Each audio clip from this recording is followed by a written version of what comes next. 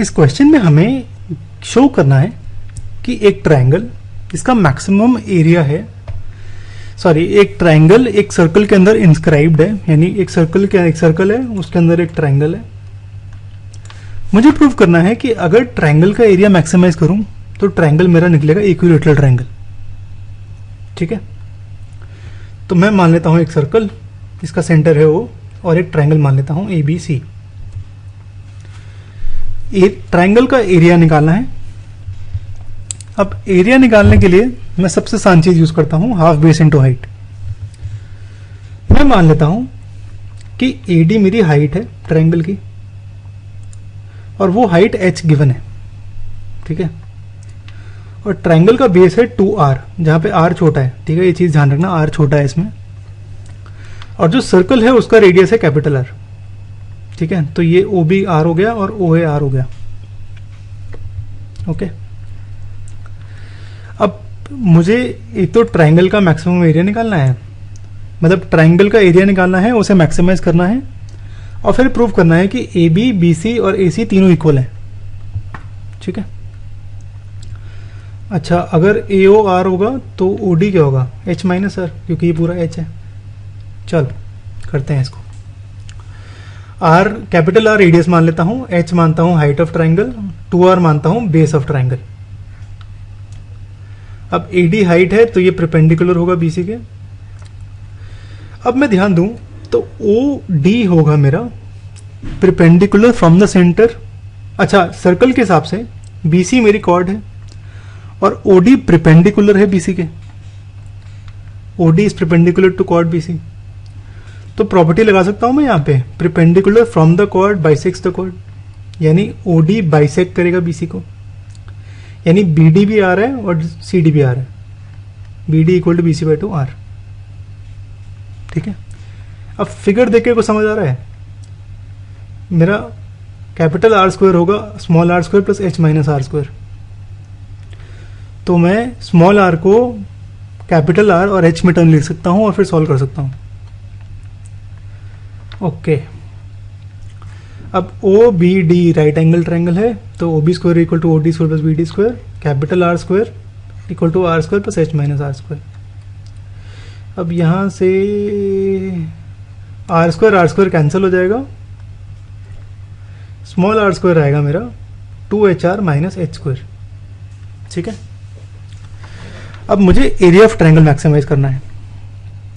Area of triangle होगा half base into height, यानी half 2R into H, यानी R into H। एक चीज का ध्यान रखना, हमने यहाँ पे R स्क्वायर निकाला है। ठीक है, अगर मैं R की वैल्यू पुट करूंगा तो रूट में आ जाएगा, और जब भी डिफरेंशिएशन में रूट आए तो अवॉइड करना उसको, क्योंकि वो बहुत कॉम्प्लिकेट हो जाता है, बहुत दिक्कत हो जाएगी। तो कुछ डिफरेंट करना पड़ेगा हमें। ठीक है, यहां पे डिफरेंट करने का बहुत सही तरीका है, क्योंकि मुझे पता है R स्क्वायर निकालना है और R में रूट आएगा, जो डिफरेंशिएट करने के लिए डिफिकल्ट है। तो मैं एक Z क्वांटिटी मान लेता हूं जो कि A स्क्वायर है, तो Z क्या होगा? R square H square. अब क्योंकि एरिया पॉजिटिव है, तो अगर मैं एरिया को मैक्सिमाइज करूं तो एरिया का स्क्वायर भी तो मैक्सिमाइज हो जाएगा। ठीक है, यानी अगर मैं निकालूं A की मैक्सिमम वैल्यू है 9, तो A स्क्वायर की भी तो मैक्सिमम वैल्यू 81 ही होगी। यानी मैं A स्क्वायर को मैक्सिमाइज करूं या A को मैक्सिमाइज करूं, एक ही बात है। जब तक A पॉजिटिव है तब तक, और A मेरा पॉजिटिव है क्योंकि एरिया है, तो A मैक्सिमम है जब A स्क्वायर मैक्सिमम है, तो मैं कह सकता हूं कि मेरे को Z को मैक्सिमाइज करना है अब, यानी मुझे R स्क्वायर H स्क्वायर को मैक्सिमाइज करना है। ठीक है, अब यहां पे R स्क्वायर की वैल्यू पुट कर देता हूं, तो ये कुछ H की टर्म्स में Z की वैल्यू आ गई। dz बाई dh निकालता हूं, तो H क्यूब होगा 3H स्क्वायर और H4 होगा 4H क्यूब। ठीक है, अब इसको 0 पुट करूं तो यहां पे H स्क्वायर कॉमन निकालूं तो ये आएगा 6R माइनस 4H। इसके दो आंसर हो सकते हैं, या तो H स्क्वायर की वैल्यू 0 यानी H की वैल्यू 0, या 6R minus 4H equal to 0, उससे H की वैल्यू आएगी 3R बाई 2। ठीक है, अब क्योंकि हाइट 0 हो नहीं सकती, तो हाइट की वैल्यू होगी 3R बाई 2। अब इस हाइट की वैल्यू के लिए मैं डबल डिफरेंशिएट करता हूं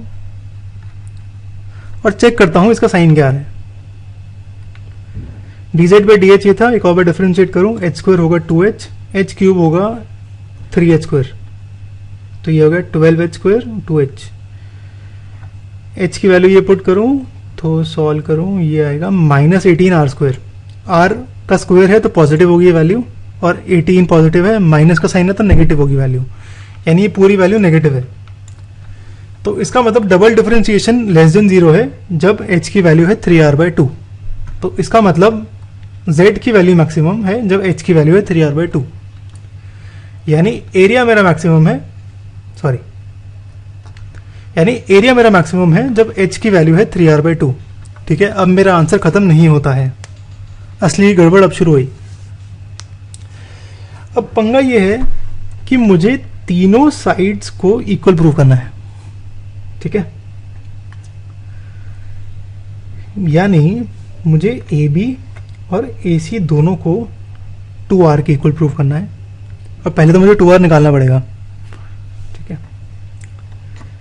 अब AB और AC को निकालने के लिए, AB और AC एक्चुअली सेम होंगे, क्योंकि ABD में देखूं तो BD है मेरा R, ऐसे ही CD है R, हाइट दोनों की सेम है h, तो इसका मतलब AB और AC अगर पाइथागोरस थ्योरम लगाऊं तो सेम ही आएगा, h square plus small r square.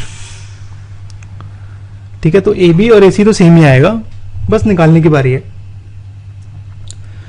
तो मैं क्या करता हूं, r स्क्वायर की वैल्यू ये है, h की वैल्यू पुट करता हूं कैपिटल R की टर्म्स में, तो r की वैल्यू आ जाती है √3r/2, यानी स्मॉल r की वैल्यू ये आ गई।